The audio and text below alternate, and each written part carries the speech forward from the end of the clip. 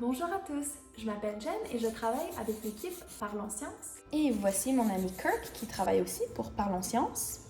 Aujourd'hui, nous allons créer des papillons avec la chromatographie.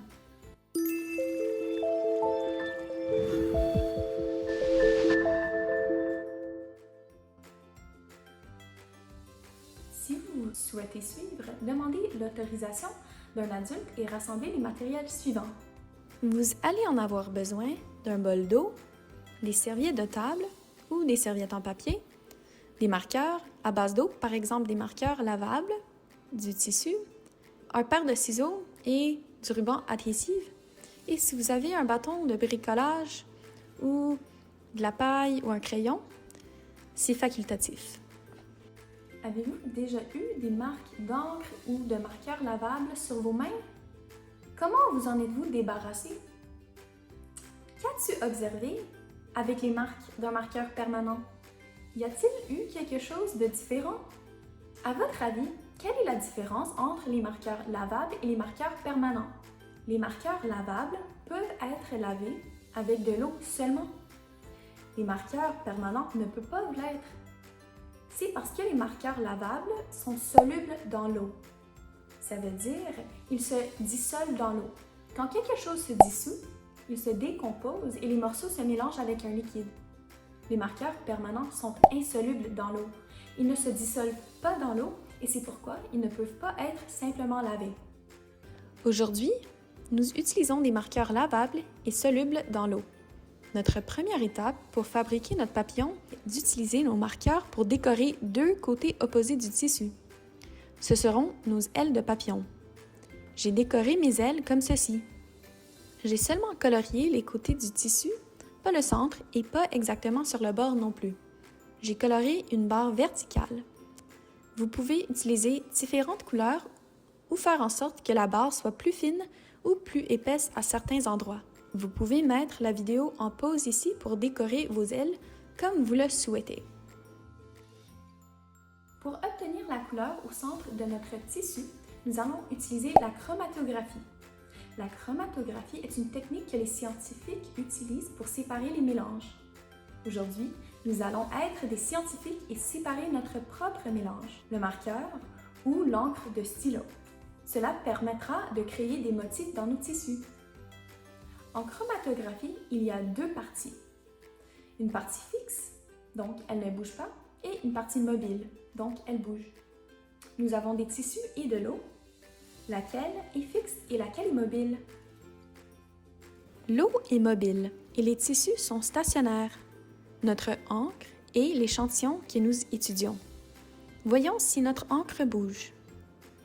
Nous allons mettre le bord du mouchoir dans l'eau, en dessous de n'importe quelle marque. Nous ne voulions pas que l'eau touche directement la couleur. Si c'est le cas, ce n'est pas grave. Vous devez juste changer l'eau avant de faire une deuxième aile. Nous allons laisser le tissu toucher l'eau pendant 1 à 2 minutes ou jusqu'à ce que nous ne voyions plus le changement de couleur. Est-ce que l'encre a bougé? Oui, en effet. C'est parce que la partie mobile, l'eau, se déplace à travers la partie fixe, le tissu, et transporte une partie de l'encre avec elle. Pourquoi l'encre se déplace-t-elle? Comme nous l'avons déjà dit, nous utilisons des marqueurs et des stylos à encre solubles dans l'eau. L'encre se dissout ou se mélange avec l'eau et se déplace à travers les tissus. Mais est-ce que toute l'encre bouge? L'encre a-t-elle la même apparence à travers tout le tissu? Si vous regardez le tissu de Kirk, il semble que le bleu ait voyagé plus loin que le vert et que les deux se soient effacés de façon assez spectaculaire. Donc peut-être qu'avec des marqueurs différents, vous verriez plus ou moins d'effacement. Certaines couleurs peuvent se dissoudre, mais ne peuvent pas se déplacer facilement dans les tissus. Donc elles ne bougent pas trop loin. D'autres couleurs peuvent se dissoudre et se déplacer facilement à travers les tissus. C'est pourquoi nous les voyons répandre à travers le tissu. Ainsi, les différentes couleurs se sont séparées. Cela peut être utile lorsque les scientifiques travaillent avec un liquide inconnu. Ils peuvent utiliser la chromatographie pour voir les différentes parties et identifier le liquide. quelle couleur avez-vous vu dans votre échantillon d'encre? Y en a-t-il eu qui vous ont surpris? Après avoir terminé une aile, vous pouvez faire la deuxième aile. Vous voudrez peut-être attendre que la première aile se sèche d'abord. Faites attention à ce qu'elle ne soit pas à nouveau mouillée. Une fois les 2 ailes terminées, vous devez pincer les côtés non colorés du tissu au centre. Notre résultat doit donner l'impression d'avoir 2 triangles opposés. Nous pouvons couper un morceau de ruban adhésif et l'utiliser pour fixer le centre afin de maintenir la forme. Si vous le souhaitez, vous pouvez coller ce centre sur un bâton de bricolage, un crayon ou une paille.